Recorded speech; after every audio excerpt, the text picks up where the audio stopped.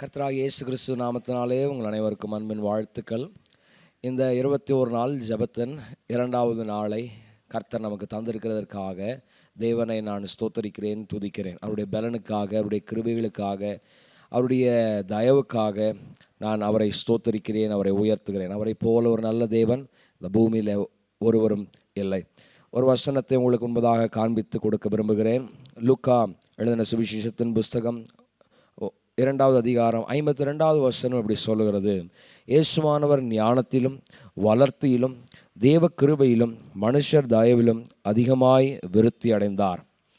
இந்த வார்த்தை இயேசுவானவரை குறித்து சொல்லப்பட்டு இருக்கிறதாக இருந்தாலும், இந்த வார்த்தை கேட்டுக்கொண்டிருக்கிற உங்களுக்கும் எனக்கும் மட்டுமல்ல, இந்த பூமியில் இருக்கிற அனைவருக்கும், விசுவாசிக்கிற அனைவருக்கும் சொந்தமாக்கி கொள்ள கர்த்தர் அதை இலவசமாய் கொடுத்திருக்கிறார். இன்றைக்கி இயேசுவானவர் ஞானத்தில் வளர்ந்தார், தேவனுடைய கிருபையிலும் மனுஷருடைய தயவிலும் அதிகமாய் விருத்தி அடைந்து அவர் வளர்ந்து பெருகினார். இன்றைக்கு நாம் காலை தினத்தில் கொலோசையர் 1வது அதிகாரம் 9வது வசனத்தின்படி நாம் ஞானத்துக்காக ஜெபித்தோம், தேவனுடைய ஆவிக்குரிய விவேகங்களுக்காக நாம் ஜெபித்தோம், அவரை அறிகிற அறிவுக்காக நாம் ஜெபித்தோம். இந்த வார்த்தை இப்படி சொல்லுகிறது: இயேசுவானவர் ஞானத்திலும் வளர்த்தியிலும் தேவ கிருபையிலும் மனுஷர் தயவிலும் அதிகமாய் விருத்தி அடைந்தார். இயேசுவானவர் மட்டுமல்ல, நீங்களும் நானும் இந்த வசனத்தின்படி விருத்தி அடைய முடியும். நம்புங்கள், இந்த வார்த்தை உங்களுக்குரியது என்று நீங்கள் நம்புங்கள். இந்த வார்த்தை உங்களுக்காக கர்த்தர் இன்றைக்கு அருளுகிறார் என்பதை நம்புங்கள். நீங்கள் ஞானத்தில் விருத்தி அடைய முடியும். உங்களுடைய வேலையில், உங்கள் பொருளாதாரத்தில், உங்களுடைய குடும்ப வாழ்க்கையில் எப்படி நடந்து கொள்ள வேண்டும், எப்படி நம்மளுடைய வாழ்க்கையை நடத்த வேண்டும் என்கின்ற ஞானத்தை அவரே தருகிறார். எனக்கு 10,000 ரூபா தாங்க சம்பளம், ரொம்ப கஷ்டப்படுறேங்க அப்படி சொல்கிறீங்களா?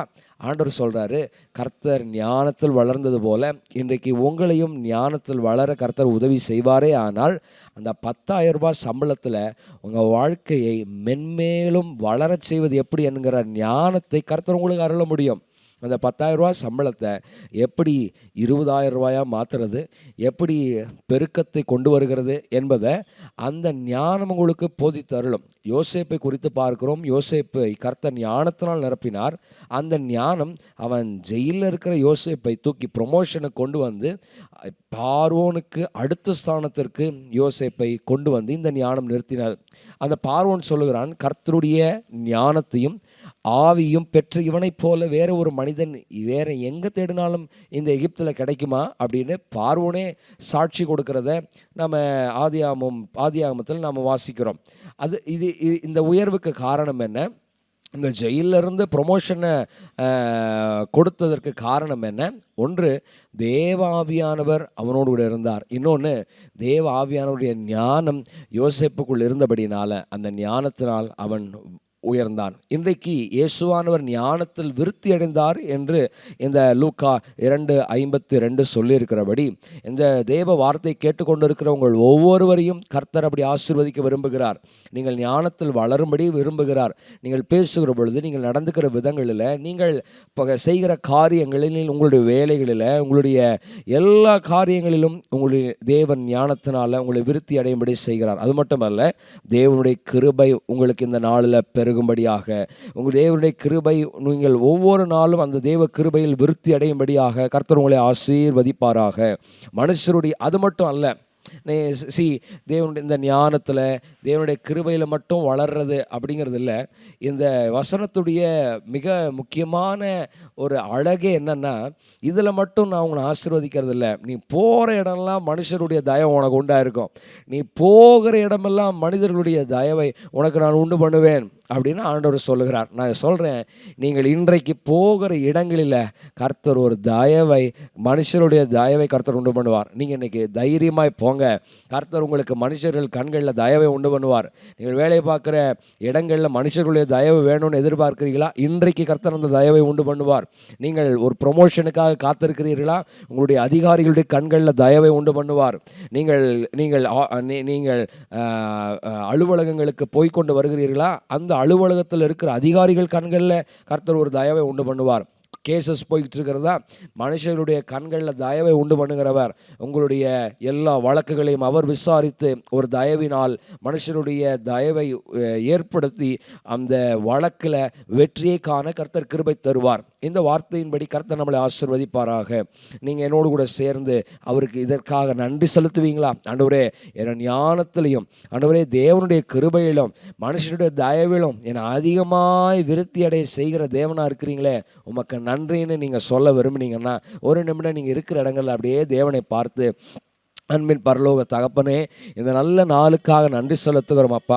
உம்முடைய மன்னாவுக்காக நன்றி அப்பா. ஆண்டவரே, நாங்கள் ஆண்டவரே ஞானத்தில் வளரும்படியாக, தேவ கிருபையில் வளரும்படியாக, மனுஷனுடைய தயவில் வளரும்படியாக நீர் எங்களுக்கு தந்திருக்கிற மிகப்பெரிய ஸ்லாக்கியத்திற்காக நன்றி ராஜா. ஆண்டவரே, நாங்கள் ஞானத்தில் விருத்தி அடையும்படி எங்களுக்கு உதவி செய்கிறீங்களே, நன்றி அப்பா. தேவனுடைய கிருபையில் நாங்கள் விருத்தி அடையும்படி எங்களுக்கு உதவி செய்கிறீங்களே, நன்றி அப்பா. மனுஷனுடைய தயவில் நாங்கள் விருத்தி அடையும்படி உதவி செய்கிறீங்களே, நன்றி அப்பா. இந்த வார்த்தையை கேட்டுக்கொண்டிருக்கிற ஒவ்வொருவருடைய வாழ்க்கையிலும் ஆண்டவரே ஞானத்தில் வளருகிற அனுபவம் உண்டா இருக்கட்டும். ஆண்டவரே, இந்த வார்த்தையை கேட்டுக்கொண்டிருக்கிற ஒவ்வொருத்தர் வாழ்க்கையிலும் தேவ கிருபையில் வளருகிற அனுபவம் உண்டா இருக்கட்டும். மனுஷருடைய தயவு இவர்களுக்கு உண்டாயிருக்கும்படியாய் நான் ஜெபித்து ஆசீர்வதிக்கிறேன் என் அன்பின் நல்ல தகப்பனே. ஆமேன், ஆமேன், ஆமேன். Praise the Lord. 21 நாள் ஜெபத்தில் கலந்து கொள்ளுங்கள். கர்த்தர் உங்களை ஆசீர்வதிப்பாராக. ஆமேன், ஆமேன், ஆமேன். God bless you. கர்த்தராகிய இயேசு கிறிஸ்துவ நாமத்தினாலே உங்கள் அனைவருக்கும் அன்பின் வாழ்த்துக்கள். நமக்கு 6ஆம் தேதியிலிருந்து ஜூலை 6ஆம் தேதியிலிருந்து 26ஆம் தேதி வரைக்கும் நமக்கு 21 நாட்கள் ஜெபம் நடந்து கொண்டு இருக்கிறது. நீங்கள் இந்த வார்த்தையினால் நீங்கள் ஆசீர்வதிக்கப்பட்டிருப்பீர்கள் என்று நான் நம்புகிறேன். இந்த வார்த்தை இன்றைக்கு உங்கள் வாழ்க்கையில் பெரிய ஆசீர்வாதத்தை, பிரயோஜனத்தை, தேவனோடு இருக்கிற உறவை ஸ்திரப்படுத்தும்படி நான் தேவனை நோக்கி வேண்டிக் கொள்கிறேன். இந்த 21 நாட்கள் ஜெபத்தில் நீங்கள் இணைந்து கொள்ள விரும்பினால் காலை 5:30 மணியிலிருந்து 6 மணி வரைக்கும் நமக்கு கூகுள் மீட்டில் நமக்கு ஜெபம் நடைபெறுகிறது. இதில் இணைய விரும்பினால் நீங்கள் கீழே இருக்கிற அந்த கான்டாக்ட் நம்பரை நீங்கள் தொடர்பு கொண்டீங்க அப்படின்னா அதற்கு உங்களுக்கு தேவையான கூகுள் மீட் லிங்க்கை உங்களுக்கு அனுப்பி கொடுப்பாங்க. அது உங்களுக்கு பிரயோஜனமாக இருக்கும். காலை 5:30 மணியிலிருந்து 6 மணி வரைக்கும் வெறும் பாடல் ஆராதனை இல்லாமல் வெறும் ஜெபம் மட்டும் நடைபெறும். ஸோ அதனால் தேவனுடைய பிரசன்னத்தை அனுபவிக்க உங்களை காலை நேரத்தில் ஜெபிக்க அன்போடு வரவேற்கிறோம். தேங்க்யூ. God bless you.